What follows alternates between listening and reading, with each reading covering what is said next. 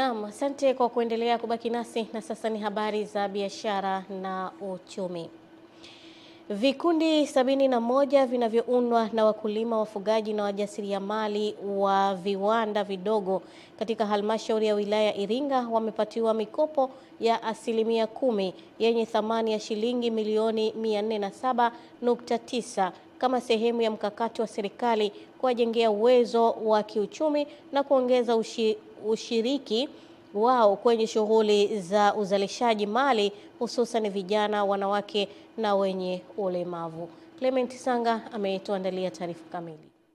Akizungumza wakati wa hafla fupi ya utoaji wa mikopo hiyo, Saumu Kweka ambaye ni mkuu wa idara ya maendeleo ya jamii wilaya ya Iringa amesema hatua hiyo ni utekelezaji wa agizo la serikali la kuhakikisha 10% ya mapato ya ndani inarejeshwa kwa wananchi kupitia vikundi vya wanawake, vijana na watu wenye ulemavu ili kuongeza ushiriki wao katika shughuli mbalimbali za kiuchumi. Tumetoka katika vikundi vya wanawake 30, vya vijana vikundi 29 na watu wenye ulemavu vikundi 12. Hivyo jumla ya vikundi ni 71 ambavyo vimeweza kupata mikopo katika siku ya leo. Mkuu wa wilaya ya Iringa Benjamin Sita kwa upande wake amesema mikopo hiyo ni ushahidi wa wazi shahiri wa dhamira ya dhati ya serikali kushughulikia kero mbalimbali za wananchi. Lengo la serikali ni kuona nyinyi mnajitegemea kiuchumi. Taifa linalopiga hatua ni taifa ambalo kipato cha mtu wake mmoja mmoja kinakuwa na wanaweza kuchangia katika maendeleo ya taifa. Hatutamani kuwa na watu wengi wanaosaidiwa kwenye kaya maskini. Hatutamani kuwa na watu wengi ambao vipato vinabaki kuwa chini. Hii mikopo kwa vijana, akina mama na watu wenye ulemavu imo kakitabu kadogo tu. Ukienda nako kakasoma ndipo utakapojua Chama cha Mapinduzi kinaiagiza nini serikali. Wanufaika nao wakanena. Mikopo hii ya 10% nashukuru kwanza kuipata kwa sababu mimi kwenye kijiji changu tulikuwa tujai kuipata. Tumeiomba kwa lengo ya kubusti biashara zetu. Clement Sanga, Channel 10, Iringa. Mashirika ya bima yameshauriwa kuanzisha bima mahususi kwa ajili ya kilimo ili kuwawezesha wakulima kujikinga na majanga yanayotokana na mabadiliko ya tabia nchi, wanyama waharibifu na majanga ya asili ambayo yamekuwa yakiathiri shughuli za kilimo na kusababisha wakulima kupata hasara. Rosi Chapewa ametuandalia taarifa ifuatayo. Shirika la Bima la Taifa NIC limezindua kampeni ya Bima Kitaa. Kampeni ambayo inalenga kutoa elimu na kuhamasisha wananchi kujiunga na bima. Mkuu wa mkoa wa Mbeya Beno Malisa ndiye amezindua kampeni hiyo na kutoa mwito kwa mashirika ya bima nchini. Mmejikita pia kutoa bima aina nyingi ambayo ni nzuri. Na sasa hivi limeshazuka ili swala au tumeshafikia hatua ya kuwa na bima kwenye kilimo. Na nyanda za juu kusini shughuli zetu 90% ni kilimo. Kwa hiyo hili nalo msiliache. Maana mnagusa maisha yao ya kila siku. Na maisha yao huku 90% ni kilimo au value chain yote ya kilimo. Hivyo katika moja ya huduma zenu tungependa na hilo lijitokeze. Kama limeshawekewa utaratibu mzuri wa namna ya mkulima anavyoweza kukata bima. Mkuu wa mkoa wa Mbeya pia anayataka mashirika ya bima kutoa elimu kwa wananchi ya umuhimu wa kukata bima ya maisha. Bima hayatofautiani sana na swala la wosia.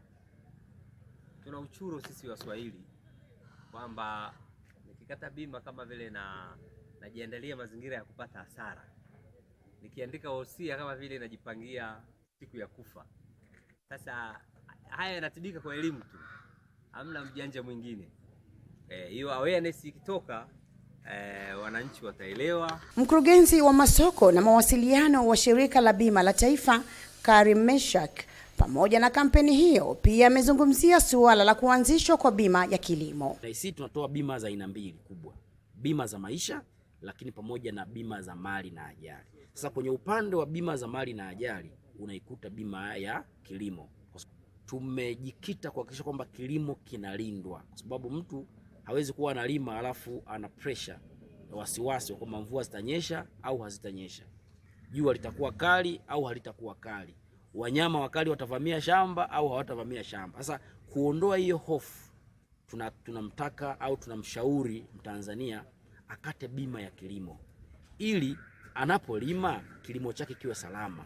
Nikiripoti kutoka hapa katika ofisi ya mkuu wa mkoa wa Mbeya, mimi ni Rose Chapewa wa Channel 10.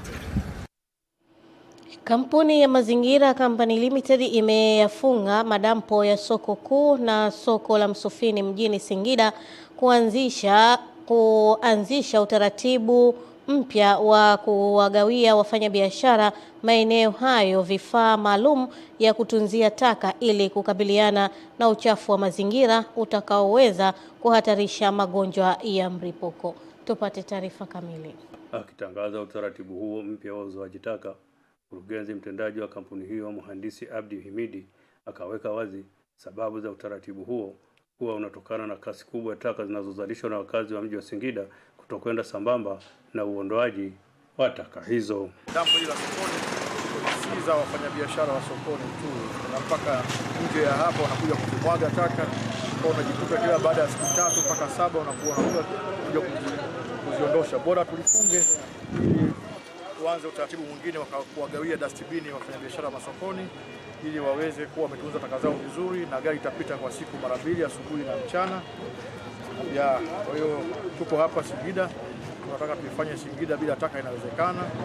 Aidha, mkurugenzi mtendaji huyo hata hivyo akazitaja kata 6 alizokabidhiwa dhamana ya kukusanya taka na kisha kutoa wito kwa wakazi wa mji wa Singida, kwa watumiaji wa hili dampo kwamba watunze taka zao na wawe na vyombo sahihi vya kutunzia taka.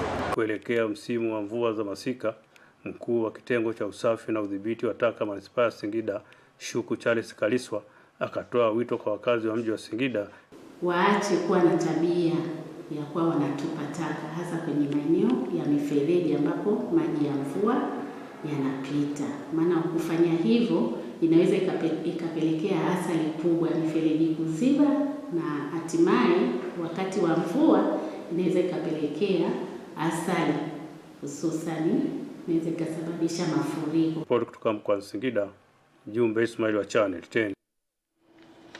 Naam, asante Jumbe Ismail kwa taarifa hiyo, na taarifa yake inahitimisha habari za biashara na uchumi. Eden Bahati atakuwa hapa kwa ajili ya habari za michezo na burudani.